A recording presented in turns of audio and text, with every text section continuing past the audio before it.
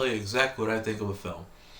And today I wanted to look cool. I didn't have a duster, so I have this jacket. You know why? Because today we're going to talk about the 1992 film El Mariachi.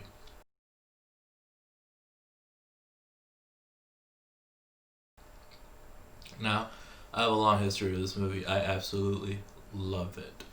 For not just the movie itself, but what it means for indie filmmaking. Now, this film was written and directed by Robert Rodriguez, who, like, here says, no one has landed a cinematic map with more explosive force than Robert Rodriguez. Now, if you want to know way more about this movie, I highly recommend this book, Rebel Without a Crew, or how a 23-year-old filmmaker with $7,000 became a Hollywood player. Now, the whole production of this film is amazing. They even made a movie called Red 11, also for $7,000 by Rodriguez, almost based on something about it. Rodriguez literally sold his body to science to fund this movie. He was paid $3,000 to be a lab rat, basically, at a drug facility to test a cholesterol drug. So basically, he was only allowed to eat a certain diet and to see if his cholesterol either went up or down. And he was part of a team. You didn't know who got the placebo or who got the real thing, because if some people, if they knew, they can be like, oh, my cholesterol's a bit high, and then sometimes your body kind of, and your mind just does weird stuff. That's basically that. He also borrowed an Netflix camera. He went down to Mexico to shoot in Acuna, because he had a friend who lives there, and they know them, so they can just do whatever. The cops even let him use real guns for the movie, which is crazy. He would literally just put a sign that says "filming in progress" in English because everyone spoke Spanish, so they didn't really know what it was. So that's how he got away with shutting off parts of the streets. Like, all the problem solving in this film makes it even better. Out of his budget of $7,000, it grossed about $2.1 million at the box office. And that's great, especially since the movie cost nearly nothing to make. His original idea was to sell this to the Spanish video market, but while tape trading in California, he actually got it picked up by Columbia Pictures, which is amazing. Thanks to Columbia Pictures made a film so cheap it made it into a success. And that's basically the backstory. Now let me tell you exactly why I love this film. That logo cost more than the entire movie. Now we open in a great scene where we met the big bad of the movie, Azul. Now it is weird, he's apparently a big bad guy, but he's in a public jail. Whatever. Here's something cool. And this lady is actually the guard of the jail, so they didn't have to get a uniform for her because she already works there. And they let out some drunks who were in the jail cells to shoot the scene. They actually ran off, but they found them and like beat the shit out of them. And in this part, you can see her hair is undone, and the next shot it's done.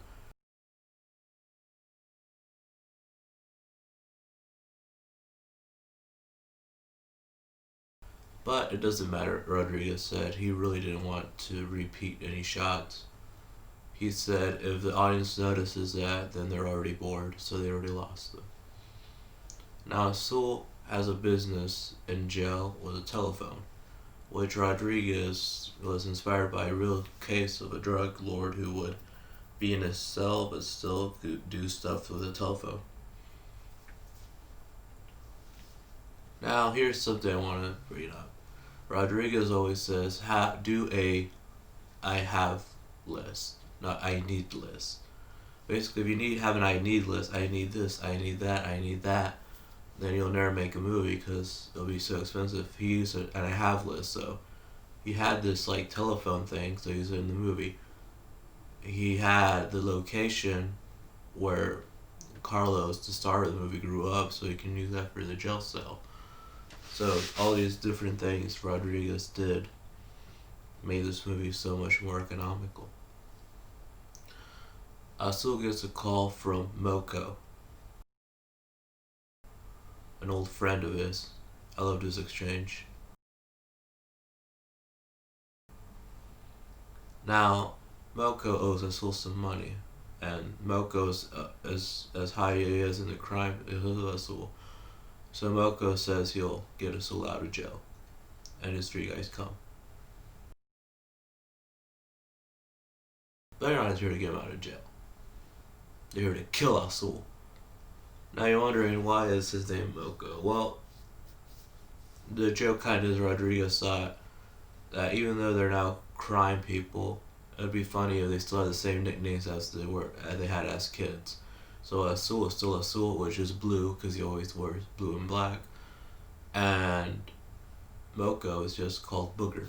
That's how they call him. Also, Rodriguez always wanted not a Mexican person as a drug lord. He thought it'd be cool if it was like a white guy being in Mexico. So, remember how I said he was a lab rat? He met this guy, Peter McCree, who plays Melko, at the facility where he was a lab rat, and he thought, and every time him and his co lab rats would watch movies, they would all point out how Peter, the guy who plays Melko, looks a lot like the villains of the movies they would watch. And he thought he has the perfect look. Now, he does not speak Spanish at all, and he has some problems speaking phonetically, so there's a lot of shots where you can kind of see him looking down because he's looking at the script, reading the lines. Now let's get to a great action scene.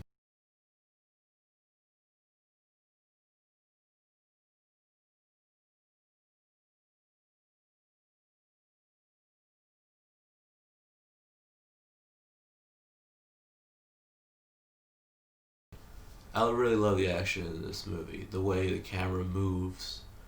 Rodriguez only had one camera, but the way he cut it, the way he shot it, makes it look like he had multiple cameras.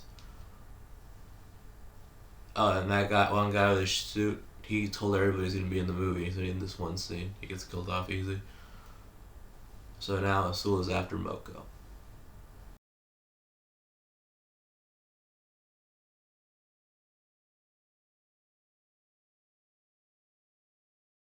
Now I get some opening credits. Now here's the thing that's gonna happen in all Rodriguez movies. He is in multiple times in the credits.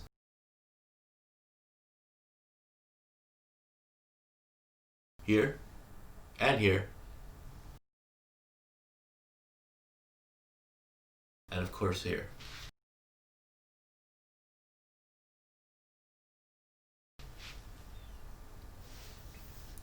So now Melko's free, which I don't know if this is a plot hole, but if he can just get out of the jail that easy, why don't he just do it himself? Maybe he just wants to get out now to get revenge on Melko, get his money, who knows? Whatever. Here's the cool thing. Rodriguez was so cheap that this guitar case was wood on top. He didn't even want to spray paint it black, so he just cut really fast.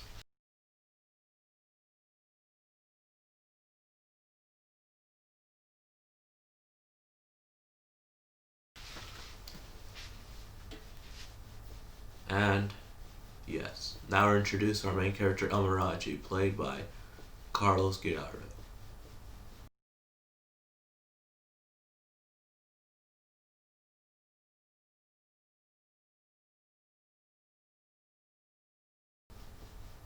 He also had a turtle, so he put the turtle in the movie.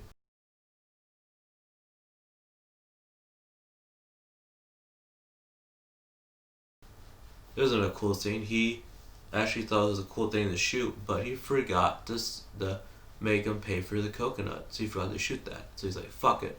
Just say they're free and it's like a good omen for his good luck with the city. Or something stupid like that, he says in his book. Mariachi wants a job at a bar. So he talks to the bartender, who is actually not an actor. He is actually a newscaster who would speak negatively about the film because he would say, hey, there's these kids running around with guns and shooting places. Like, what's up with that? What's the deal with filming movies? Anyway, so Rodriguez put him in the film, so he stopped doing that. And we get this funny scene where, after trying to get a job, a bartender shows him he has a whole group of Mariachis on this keyboard thing.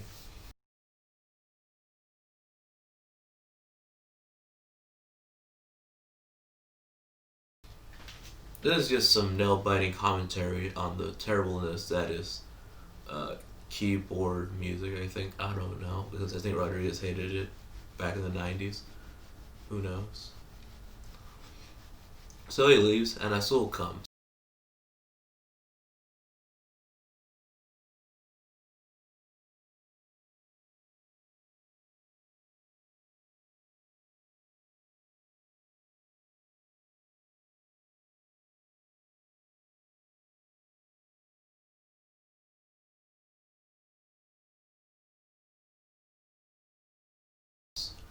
And murders everybody in the bar because they work for Moko.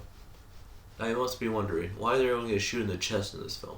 Well, because they had some squibs that were held together by weightlifting belts, which go on their chest. And the squib was mostly just condom with blood. Which is funny because when Rodriguez bought the condom, Carlos Guerrero, the Mariachi, would freak out because they were his brand of condoms, like the ones he would use. And here's another cool thing, and this shows why Rodriguez is such a great problem solver. See how this is an automatic weapon? Well, this film, they had real guns, because the police let them have guns. Of course they would. And if you put a blank in a real gun, it would jam.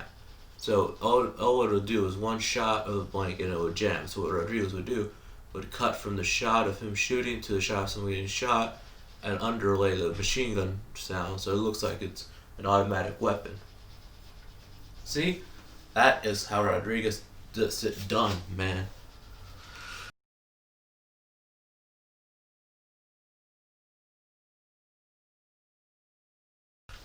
This is kind of funny. This is called comedies in threes. This happens 3 times where Azul asks for a beer and a bottle. This is so funny.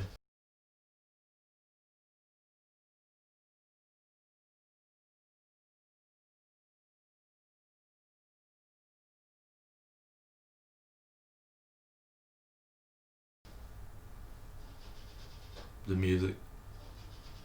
He just drinks the beer and pays.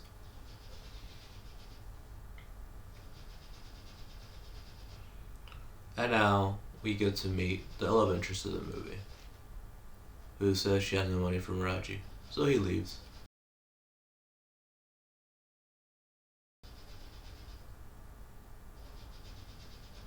Now we get to see a main henchman named Bigoton. And he goes and gets the info that there's a person wearing black in the guitar case. So here's we get the mistaken identity.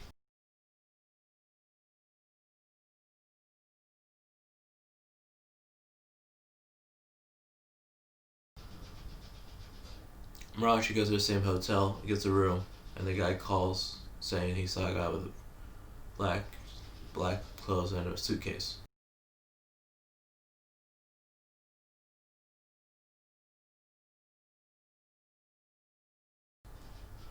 Now we get a dream sequence, which is pretty cool because they found this destroyed house, so I thought, oh, it's gonna be an awesome dream sequence. When really is to make the runtime longer.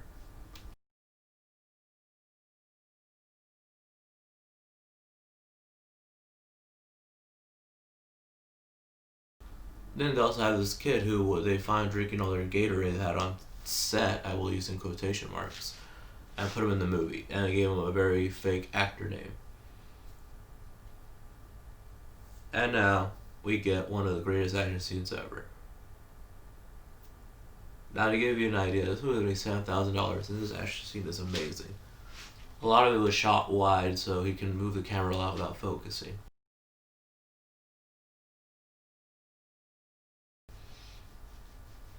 Now you may notice that they're not running very far.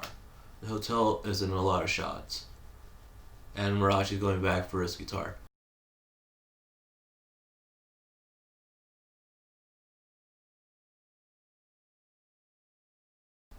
Why are you going the other way? The hotel's right there. So now we get another cool scene, which actually Rodriguez says that thing he has on the wall was in a lot of Mexican houses.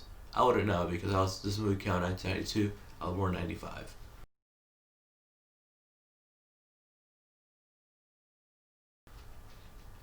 And this is a cool scene where it's shot with multiple shots to make it look, like I said, different cameras. And this is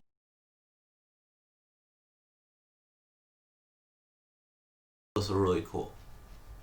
Now, everyone thinks this scene costs a lot of money. Not really. Carlos just safely, they put a zip line. He had a little thing a locksmith made for about $15. Goes down. Then they crank up the footage to make it look like the bus is going a lot faster. He hits the bus, lands on it. The bus is moving very slowly, but he is moving around like it's going very fast.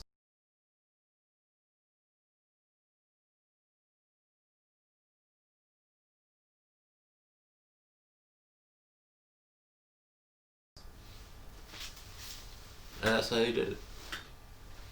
And that truck he lands on is the Mariachi production truck, which all the equipment's on.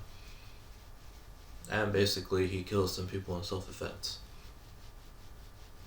He goes back to Domino and tells her he killed 4 people. Domino is concerned, but he says he has no friends or enemies, so they just wanted him dead.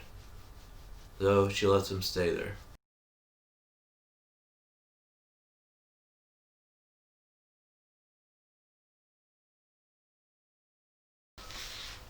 Then Bigotone comes and tells Domino that they're looking for a guy who killed 10 of their men, and he has a guitar case full of guns. Domino goes up to confirm this and opens the guitar case with her feet, which Tarantino would love.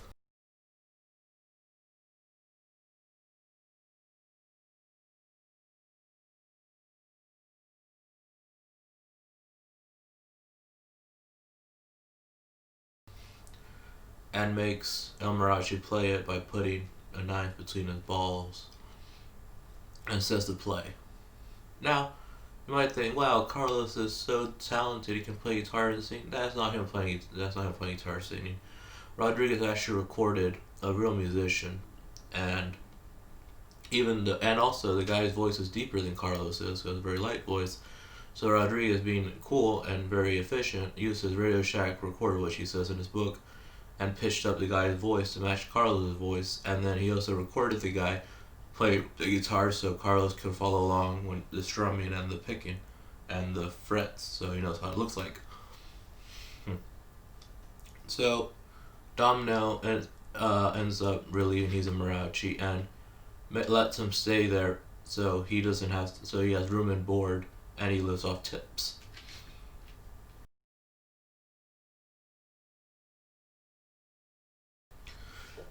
This scene is funny. The actor plays Azul Reynaldo Martinez says he wanted to wake up with 3 women in bed.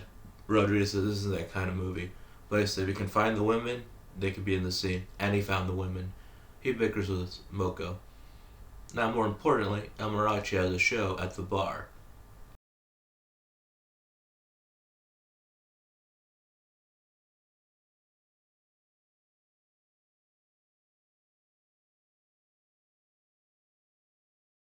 And it was great. Although it's funny, this is a very slow song, yet it's a big, big reaction. After that, the Mariachi and Domino, who's the girl he's staying with, romance and bond.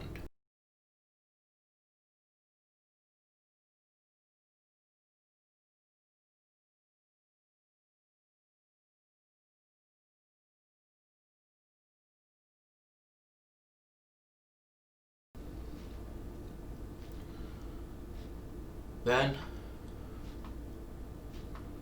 we get a scene of Azul coming to the bar, and again the whole asking for beer in a bottle and doesn't get it. But now this is important because they switch guitar cases, so one with the guitar and the guns are switched, and Azul doesn't realize this. Then Bigoton confronts him, and it's a really cool shot where it looks like multiple cameras when really Rodriguez would just cut, zoom, zoom, zoom out, zoom in, zoom out, zoom in with one camera, cut it to make it look like different cameras, which is super cool. It's just why I love this movie so much.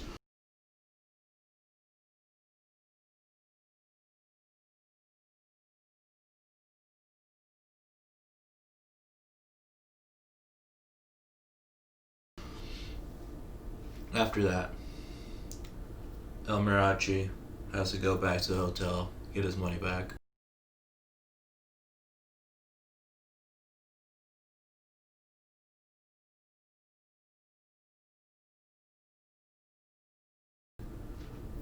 And now he finds out that Moko is in love with Domino.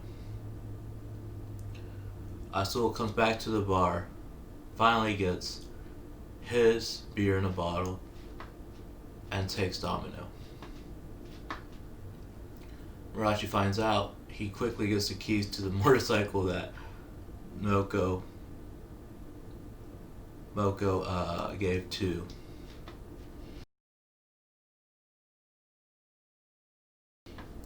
Domino. Azul is there, has Domino held hostage, and really wants his money, or says he'll kill Domino. Which Moko replies, "You won't, but I will." Mariachi makes it, finds Domino dead, and kisses her on the head because he's a necrophiliac. Now I'm very summarizing this movie. But yes, the action is great. And then we have this great shot where he gets shot in the hand. So cool.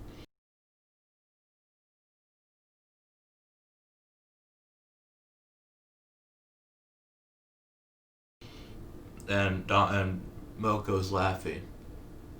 He's so busy laughing, he doesn't notice Mariachi shoots him and kills him.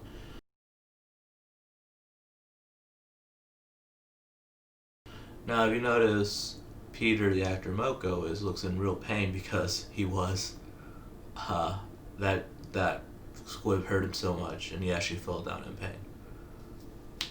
So now, with the weapons, the dog, and no lover, El Mariachi is ready to take on the world once again.